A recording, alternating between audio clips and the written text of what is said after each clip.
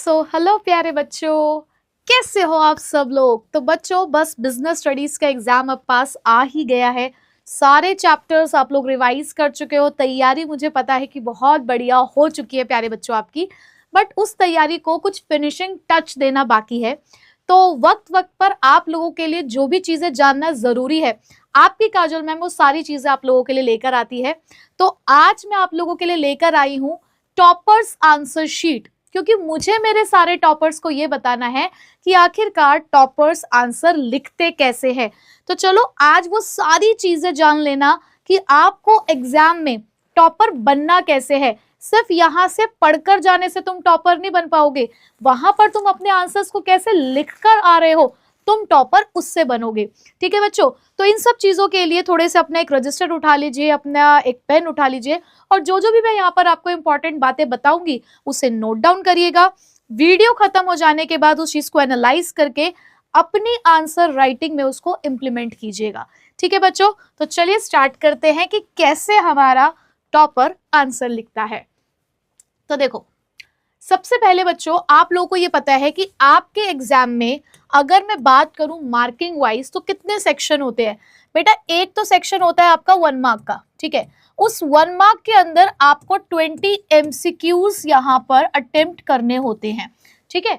अब उन MCQs को आपने कैसे लिखना है, आपके सामने क्लियरली एक इस चीज का कह सकते हो कि डिस्क्रिप्शन है कि किस तरीके से MCQs को प्रेजेंट करना है। देखो इस बच्चे ने किस तरीके से लिखा है। आप लोग जैसे कि बहुत सारे बच्चे ऐसे लिखते हैं आंसर नंबर 1, उस बच्चे ने देखो कितनी समझदारी से A1 करके इस तरीके से नंबरिंग लिखी है। और नंबरिंग बेटा कहाँ लिखी है, देखो CBSE ने अपनी आंसर बुक में ये चीज क्लियरली मेंशन करी हुई है, space for writing the question number. तो यहाँ मैं आपको बताना चाहूंगी कि आप अपने जो आंसर नंबर है आप उसे इसी स्पेस में लिखें तो ज्यादा बेटर रहेगा, क्योंकि जब एक इवैल्यूएटर आपकी कॉपी को चेक करता है तो वो हर क्वेश्चन का आंसर भी इसी गिवन स्पेस में ही प्रोवाइड करता है, इसी गिवन स्पेस में ही वो उसको मार्क करता है, ठीक है। चाहे आपकी ऑफलाइन चेकिंग हो चाहे OSM है, हर केस में जो आंसर की मार्किंग होती है वो इसी तरीके से यहाँ पर की जाती है। जैसे मान लो ये वाला क्वेश्चन जैसे 1 मार्क का है, तो ये जो आपको ब्लैक बॉक्सेस दिख रहे हैं ना, बेसिकली यहाँ पर आंसर के मार्क्स ही दिए गए हैं। तो यहाँ पर टीचर ने 1 मार्क इस तरीके से लिखा होगा, ठीक है। अब MCQ को लिखने का तरीका आप देखो, इस बच्चे ने जो भी MCQ प्रेजेंट करे हैं वो सारे कैपिटल लेटर में उसके ऑप्शन को लिखा है। तो आप लोग भी कैपिटल लेटर में उस ऑप्शन को लिख कर आइए। थोड़ा कंफ्यूजन रहता है, कई बार बच्चा A लिख रहा है, वो A का उसने इस तरीके से लिखा तो कोई बार D लगता है। तो स्मॉल लेटर्स भी अगर आप लिखते हैं ना तो बेटा कंफ्यूजन होता है। ऊपर से अगर आपने वो ऑप्शन भी पूरा नहीं लिखा तो कंफ्यूजन और भी बहुत ज्यादा बढ़ जाएगा। ऐसे में आपका सही आंसर गलत चेक हो सकता है। तो इस चीज का ध्यान रखिए कि आप जो भी ऑप्शन यहाँ पर लिख रहे हैं आप उस ऑप्शन को कैपिटल लेटर्स में लिखें, और जो भी आपका ऑप्शन है आप उसको पूरा वहां पर लिख कर आए, ताकि टीचर को पता चले कि आप क्या आंसर लिखने वाले थे। और कई बार बेटा ऐसा होता है कि मान लो आपको लगता था कि आंसर तो A है, बट जल्दबाजी में आपने वहां पर ऑप्शन B लिख दिया, लेकिन अगर आपने आगे स्टेटमेंट सही लिखी होगी तो वो आपका आंसर करेक्ट ही माना जाएगा, ठीक है। तो ऑप्शन के साथ साथ आपने यहाँ पर MCQs के अंदर उसका जो भी स्टेटमेंट वहां पर लिखा हुआ है, जो भी आंसर है वो पूरा लिख कर आना है, ठीक।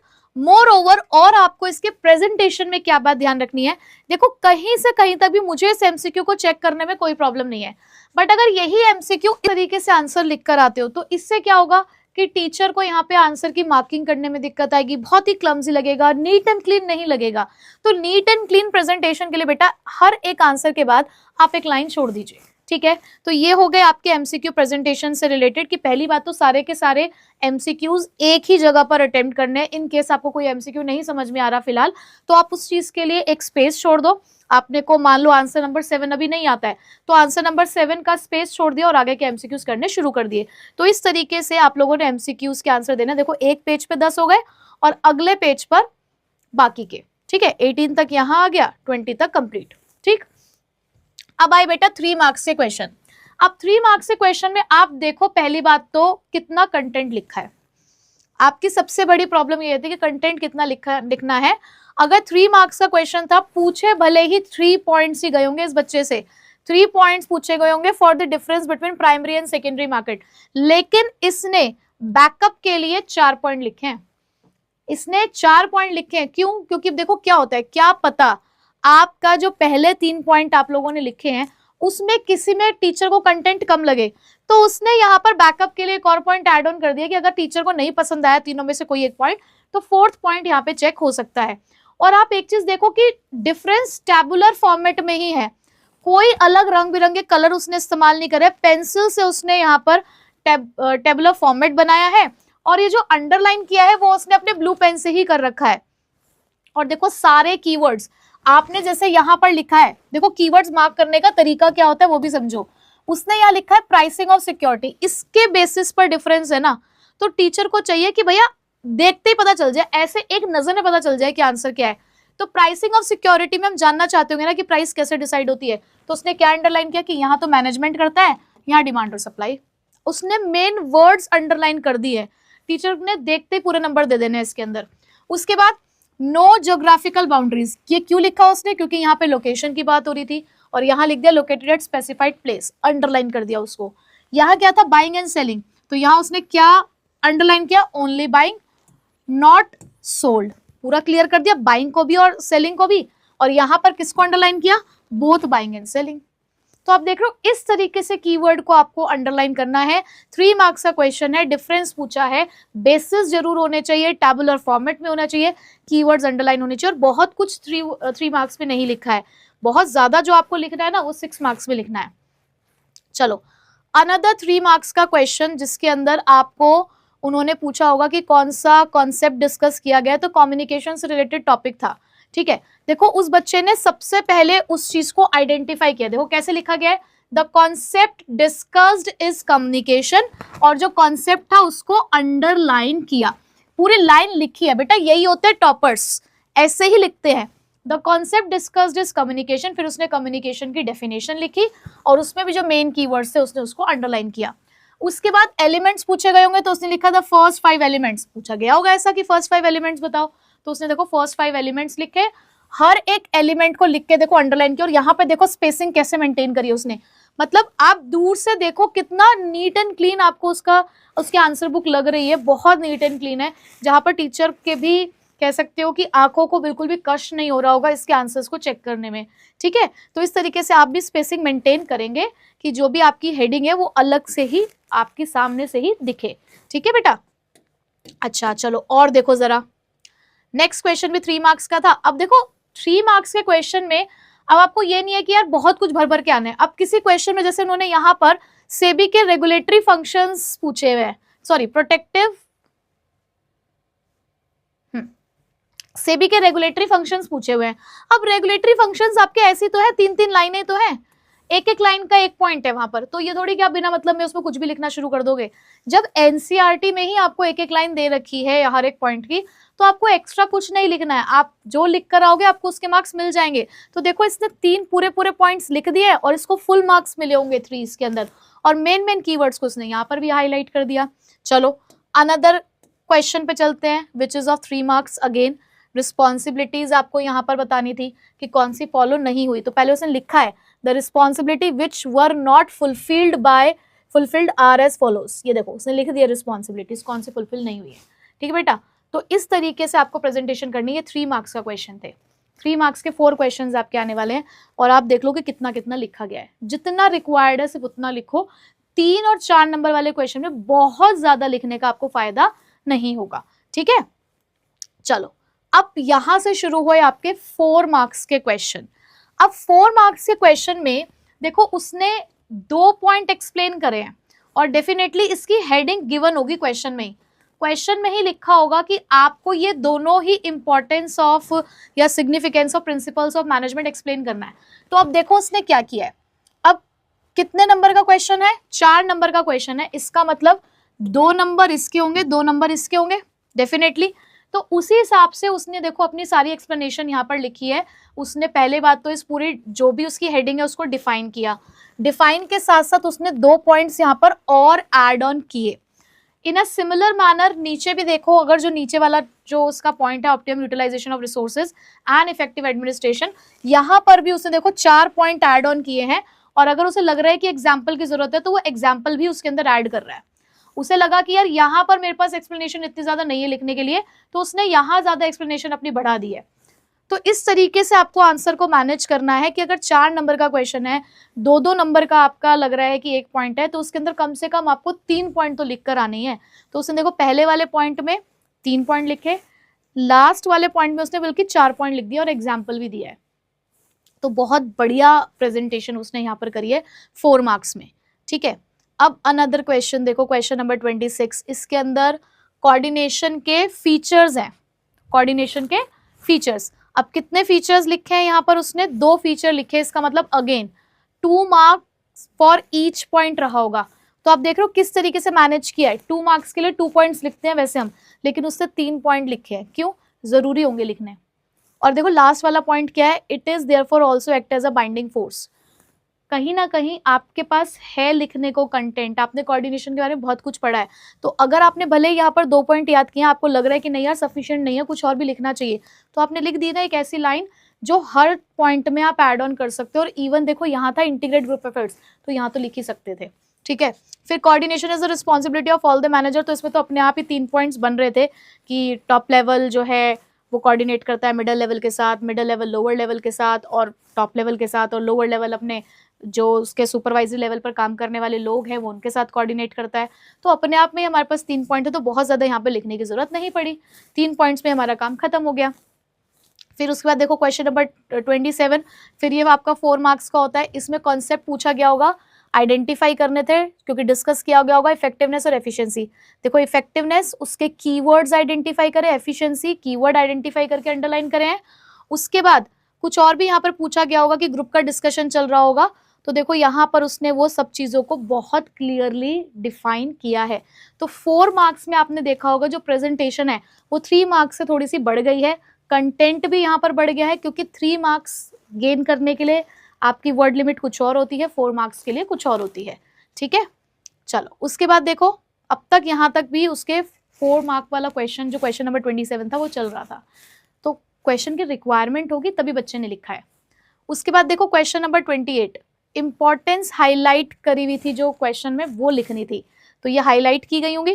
प्लानिंग प्रोवाइड्स डायरेक्शन, देखो और आप देख रहे हो हर क्वेश्चन पॉइंट्स में है, पैराग्राफ उसने कहीं लिखा ही नहीं है, हर आंसर को वो पॉइंट्स में लिख रहा है। और बहुत ज्यादा कोई फैंसी पॉइंट्स नहीं बनाया, कोई यहाँ पे बहुत फैंसी बुलेट्स नहीं बनाई है, सीधा देखो सिर्फ एक छोटा छोटा सा डॉट लगाता हुआ चल रहा है, राइटिंग क्लियर रख रहा है बिल्कुल बच्चा, और कीवर्ड्स हर जगह पर आपको दिख रहे होंगे कि अंडरलाइन किए गए हैं। ठीक है, क्वेश्चन नंबर 29 देख लो। अब आप मार्केटिंग मिक्स कौन से डिस्कस किए गए हैं वो बताना था और उसके टूल्स बताने थे। तो पहले उसने ये बताया कि कौन सा मार्केटिंग मिक्स का एलिमेंट डिस्कस किया गया है, प्रमोशन। फिर उसने प्रमोशन की डेफिनेशन दी, मतलब जब भी कहीं पर कोई कॉन्सेप्ट आइडेंटिफाई करने को आ रहा है तो उसकी डेफिनेशन भी दे रहा है बच्चा। फिर उसके बाद बाकी का वो जो बी पार्ट उससे पूछा गया होगा, सेकेंड पार्ट पूछा गया होगा, वो उसका आंसर लिख रहा है। ठीक है, तो 4 मार्क्स में भी आपने प्रेजेंटेशन देख लोगे, देखो किस तरीके से हर जगह पर मुझे कीवर्ड अंडरलाइन दिख रहे हैं। ठीक, अब बेटा क्वेश्चन नंबर 31 से स्टार्ट होते हैं 6 मार्क्स के क्वेश्चन। अब 6 मार्क्स के क्वेश्चन में ना बच्चे यहाँ आपको बहुत बहुत बहुत बढ़िया तरीके से प्रेजेंटेशन करनी है, क्योंकि 6 मार्क्स में ही नंबर ज्यादा कटते हैं।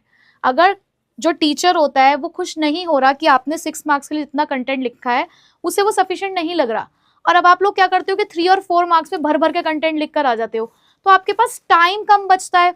प्लस देखो यार एनर्जी भी थोड़ी सी डाउन हो जाती है लास्ट के 1 आवर तक पहुंचते पहुंचते, जैसे 1.5 घंटा 2 घंटा पूरा होता है ना एग्जाम का, तो थोड़ी सी एनर्जी लेवल आपका डाउन हो जाता है, दिमाग भी थोड़ा सा थकना शुरू हो जाता है।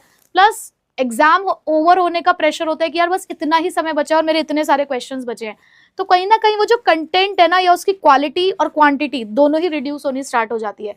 तो मेरा आप बच्चों को यही रिकमेंडेशन रहेगा, यही सजेशन रहेगा, बाकी आपकी अपनी खुद की चॉइस है, आप जैसा करना चाहें। आप लोग 6 मार्क्स से क्वेश्चंस पहले अटेम्प्ट करें। जैसे आप अपना एमसीक्यू कंप्लीट कर लेते हो, एमसीक्यू करने के बाद 6 मार्क्स से क्वेश्चंस को अगर आप पहले अटेम्प्ट करते हो तो 6 मार्क्स में अच्छा खासा कंटेंट आप लिख कर आओगे, और स्टार्टिंग से ही आपका प्रेजेंटेशन अच्छा रहेगा, तो टीचर का भी जो इंप्रेशन रहेगा आपके आंसर्स को देख के, वो आपका इंप्रेशन बहुत बढ़िया बनेगा टीचर के ऊपर। ठीक है, तो बेटा देखो क्वेश्चन नंबर 31 के अंदर उससे सिलेक्शन प्रोसेस पूछा गया होगा, और देखो मुझे भी ऐसा लगता है कि बच्चे के पास शायद समय कम बचा होगा, 6 मार्क्स के क्वेश्चन तक पहुंचते पहुंचते। इसलिए देखो जहां वो 3 और 4 मार्क्स में बार बार लिख रहा था ना, concept identified this, concept discuss this, यहाँ आते बेटा देखो उसने भी 31A और फर्स्ट और सेकंड ऐसे लिखना शुरू कर दिया, है ना। या तो हो सकता है ये डायरेक्टली क्वेश्चन पूछे गए होंगे, और अगर डायरेक्टली क्वेश्चन नहीं पूछेगा तो डेफिनेटली उसके पास भी लैक ऑफ टाइम हो गया होगा, शॉर्टेज ऑफ टाइम उसके पास भी हो रही होगी। तो देखो यहाँ प्रीलिमिनरी स्क्रीनिंग लिखा, उसके 2 पॉइंट्स बनाए, सिलेक्शन टेस्ट लिखे, सारे के सारे सिलेक्शन टेस्ट उसने यहाँ पे एक्सप्लेन करे हैं, सारे करें देखो। फिर employment interview, reference and background check, तो लगभग 4 पॉइंट लिखे हैं, तो इसका मतलब 1.5 मार्क फॉर ईच पॉइंट होगा। यानी कि ये जो पॉइंट लिखा हुआ है ये 1.5 नंबर का, ये जो सिलेक्शन टेस्ट वाला पॉइंट है 1.5 नंबर का, इसके बाद आपका एम्प्लॉयमेंट इंटरव्यू वाला पॉइंट था 1.5 नंबर का, और प्रीलिमिनरी स्क्रीनिंग 1.5 नंबर का। अगर 6 नंबर के क्वेश्चन में 4 पॉइंट पूछे जा रहे हैं तो 1.5 नंबर का 1 पॉइंट है, तो 1.5 नंबर के हिसाब से देखो एक्सप्लेनेशन है, उसने आधा नंबर का आइडेंटिफिकेशन, 1 नंबर के एक्सप्लेनेशन, आधे नंबर की एडिंग, 1 नंबर के एक्सप्लेनेशन। लेकिन सिलेक्शन टेस्ट इन चीज को एक्सप्लेन किए बिना अधूरा है। आपकी प्रोसेस में आते हैं ना सिलेक्शन टेस्ट, तो आपसे भी सिलेक्शन टेस्ट या उसके नाम लिख कर नहीं आ सकते, आपको एक्सप्लेन करने पड़ेंगे, ठीक है, क्योंकि 6 मार्क्स की रिक्वायरमेंट है, आपको लिखना ही पड़ेगा। एम्प्लॉयमेंट इंटरव्यू जो मेन पॉइंट्स है उसने लिख दिए। और आप देखो कि मुझे ऐसा फील हो रहा है कि सच में मुझे लग रहा है कि उस बच्चे का शॉर्टेज ऑफ टाइम होगा, इसलिए उसने यहाँ पर अगर मैं देखूं पॉइंट्स तो थोड़ा सा कंटेंट मुझे 6 मार्क्स में उसका कम नजर आ रहा है, बट ठीक है 6 मार्क्स में उसने हर एक पॉइंट को डिफाइन किया है। मतलब मैं कंपेयर कर रही हूँ उसके पिछले आंसर से, तो पिछले आंसर से अगर कंपेयर कर तो डेफिनेटली यहाँ उस बच्चे के हिसाब से उसने कंटेंट कम लिखा है, अदरवाइज हमारे क्वेश्चन की रिक्वायरमेंट के अकॉर्डिंग तो ठीक है। क्वेश्चन नंबर 32 देखो, कहीं ना कहीं कंट्रोलिंग फंक्शन था यहाँ पे, और उसके बाद उसी से रिलेटेड इंपॉर्टेंस लिखनी थी, तो देखो यहाँ पे उसने इंपॉर्टेंस लिखनी शुरू करी, पॉइंट्स लिखे सारे, अगेन यहाँ पर 4 पॉइंट्स, 5 पॉइंट लिखे, इसका मतलब 6 नंबर के क्वेश्चन में 5 इंपॉर्टेंस लिखी है, और उसने 1 नंबर में आइडेंटिफाई करा है, और इवन उसने डेफिनेशन भी लिखी है। तो देखो कई बार क्वेश्चन में नहीं भी पूछी जाती डेफिनेशन, सिर्फ कॉन्सेप्ट पूछा गया है, लेकिन अगर आप डेफिनेशन लिख कर आ रहे हो तो प्रेजेंटेशन अच्छी जा रही है आपकी, ठीक है। उसके बाद देखो क्वेश्चन नंबर नेक्स्ट है हमारा कौन सा, 33। अब यहाँ पर फंक्शनल स्ट्रक्चर से रिलेटेड क्वेश्चन था, आइडेंटिफाई करना होगा और एडवांटेज लिखनी होगी। तो देखो पहले उसने आइडेंटिफाई करा, फिर उसने एडवांटेज लिखी है। अब एडवांटेज क्योंकि एक एक लाइन की थी, तो उसने अगर हेडिंग अलग से नहीं भी बनाई तो उसने मेन पॉइंट्स को अंडरलाइन किया है, ठीक है। तो देखो लगभग उसने 6 एडवांटेज उसने लिखे, क्योंकि उसे दिख रहा है कि एक एक लाइन की ही एडवांटेज है, तो अपने कंटेंट को और बढ़ाने के लिए उसने 6 पॉइंट्स लिखे एडवांटेज में, जबकि 6 पॉइंट्स पूछे नहीं गए होंगे, लेकिन तब भी उस बच्चे ने 6 एडवांटेज लिखी हैं, ठीक। क्वेश्चन नंबर 34 में देखो लाइंस कोट करने का क्वेश्चन था, और देखो कैसे लाइंस कोट की गई हैं, और ध्यान से देखना, यही चीज आपको यहाँ पर समझनी है। पहले तो उसने आइडेंटिफाई किया कॉन्सेप्ट और उसकी डिफाइन दी, प्राइस से रिलेटेड था, लाइन कोट करी, देखो उसने लिखा कोट, ठीक। और उसके बाद उसने वो लाइंस कौन सी थी, पूरी लाइन लिखने की जरूरत नहीं होती आपको, स्टार्टिंग के कुछ वर्ड्स लिख दिए, एंड के कुछ वर्ड्स लिख दिए, और एक ही कॉन्सेप्ट से रिलेटेड लाइंस आपको अलग अलग जगह पर भी मिल सकते हैं, तो जहां उसे दोबारा कहीं और दिखी उसने वो भी लिखी है। अब ये कौन से वाला फैक्टर है, फिर देखो उसने ऐसे लिखा फैक्टर प्रोडक्ट कॉस्ट है। अब इसकी एक्सप्लेनेशन, तो उसने हेडिंग डाली एक्सप्लेनेशन और फिर लिखा है। तो ये मेथड है, ये तरीका है जिस तरीके से आपको लाइंस कोट करने वाले क्वेश्चंस का आंसर देना है, ठीक है। तो ये है वो प्रेजेंटेशन, समझ गए। तो देखो पहला पॉइंट, दूसरे पॉइंट में भी उसने सेम प्रोसेस फॉलो किया, फिर तीसरा पॉइंट उसे मिला होगा उसमें उसने किया। तो देखो ऐसे आंसर में कोई नंबर नहीं काट सकता, 2 नंबर का एक उसका पॉइंट रहा होगा, तो 2 नंबर के लायक उसकी एक्सप्लेनेशन है, आधा आधा नंबर यहाँ का मिलेगा और 1 नंबर इसका एक्सप्लेनेशन का मिलेगा। तो 6 मार्क्स में आप सोचें कि मैम 1 नंबर में तो 1 लाइन ही काफी होती है, नहीं, 1 नंबर में आपने उस कॉन्सेप्ट को पूरी तरीके से डिस्क्राइब करना है, क्योंकि क्वेश्चन ही 6 मार्क्स का है। तो 2 मार्क्स के लिए आपको इतना कंटेंट लिखना पड़ेगा अगर 6 मार्क्स का क्वेश्चन है तो, ठीक है बेटा। तो देखो यहाँ पर जो मैंने आपको ये आंसर शीट दिखाई है टॉपर की, ये इसलिए दिखाई है कि इससे आप अपनी प्रेजेंटेशन को सुधार सके, क्योंकि देखो जब कोई चीज़ रियलिटी वाली सामने दिखती है ना, तो हम ज़्यादा अच्छे से उस चीज़ को समझ पाते हैं। अगर मैं नॉर्मली वैसे ही आपको लिख कर बता देती तो शायद तब भी आप कन्फ्यूजन में रहते, बट मैंने आपको दिखाई है कि बोर्ड में इस तरीके से आंसर लिखे जाते हैं, तो अब शायद आप ज़्यादा अच्छे से समझ पाओगे। तो सम अप करती हूँ कि आपको क्या करना है, एमसीक्यू सारे एक जगह पर अटेम्प्ट करने हैं, हर एक एमसीक्यू के बाद एक लाइन छोड़नी है, और आंसर नंबर आपको जो स्पेस प्रोवाइडेड है आंसर नंबर लिखने के लिए वहीं लिखना है। कैपिटल लेटर्स में ऑप्शन लिखिएगा और सामने पूरी स्टेटमेंट लिख कर आइएगा। 3 मार्क्स के क्वेश्चन में अगर 3 मार्क्स, 4 मार्क्स, 6 मार्क्स किसी में भी अगर डिफरेंस आता है टेबुलर फॉर्मेट में होना चाहिए। जो उसके बेसिस है, बेसिस के बेसिस पर आप जो डिफरेंस कर रहे हो और उसका जो क्रक्स पॉइंट है वो आपने अंडरलाइन करना है। अंडरलाइन हर एक लेवल पर आपको करना है, चाहे 3 मार्क्स का क्वेश्चन है, 4 मार्क्स का क्वेश्चन है, 6 मार्क्स का क्वेश्चन है, कीवर्ड्स अंडरलाइन करने हैं। 3 और 4 मार्क्स में कंटेंट बहुत ज़्यादा नहीं लिखा जाता है। 3 मार्क्स में सफिशिएंट जितना आपसे पूछा गया है कि 3 पॉइंट्स पूछे हैं तो 3 पॉइंट लिखाओ। अगर आपको लग रहा है कि पॉइंट थोड़े छोटे छोटे से हैं या एक एक लाइन के हैं तो बोनस के लिए एक एक्स्ट्रा पॉइंट लिखाओ, ठीक है। 4 मार्क्स में एक्सप्लेनेशन थोड़ी 3 मार्क्स से ज़्यादा होनी चाहिए। अगर आप पहले 3 मार्क्स में सिर्फ किसी के 2 ही पॉइंट लिख कर आ रहे थे तो 4 मार्क्स में 3 पॉइंट लिखना शुरू कर दो फॉर ईच हेडिंग, ठीक है। 6 मार्क्स में तो आपको भर भर कर लिख के आना, जितना भी आपको आता है इस पॉइंट में आपने जितने पॉइंट्स याद करें, 3 पॉइंट याद करें, 4 पॉइंट याद करें, वो सारे पॉइंट लिख कर आइए। और मेरा रिकमेंडेशन ये रहेगा कि पहले 6 मार्क्स के क्वेश्चन करिए, फिर 4 मार्क्स के, फिर 3 मार्क्स के, ठीक है बच्चों। तो अभी तो मैंने सिर्फ आपको ये बताया कि टॉपर्स आंसर्स कैसे लिखते हैं, किन किन बातों का आपको ध्यान रखना है। अब एक और वीडियो में मैं आपको बताऊंगी कि एग्जाम देते टाइम कुछ प्रेजेंटेशन टिप्स, क्या चीज़ें करनी चाहिए और क्या चीज़ें नहीं करनी चाहिए, ठीक है बच्चों। तो मिलूंगी आपसे नेक्स्ट वीडियो में। इन सब बातों को नोट डाउन कर लीजिएगा और अपने आंसर और अपनी राइटिंग प्रैक्टिस में इसको इम्प्लीमेंट करने की कोशिश कीजिएगा, ठीक है। So till then take care, bye bye.